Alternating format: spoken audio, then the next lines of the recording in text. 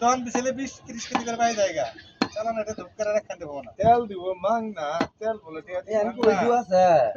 আগে তো দিছে মানে বুঝতে দেওয়ার তেল দিছে আমি ওইজু আছে তেল বলে টিয়া না এক পাত দিব এক দিব না গোস্ত ভালোই আছে আজকে আজকে মাংস গোস্ত টকটকা গোস্ত কালাটা কালারটাও সুন্দর বুঝতে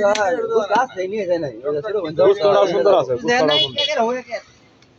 পেটে আন দিমু মানুষ মেলা দিতা দিলি মানে এক সিনে মেন সিনে দিছি কেটে সিনে খারাপ এটা তো আর কোনটা সেটা নেই মানে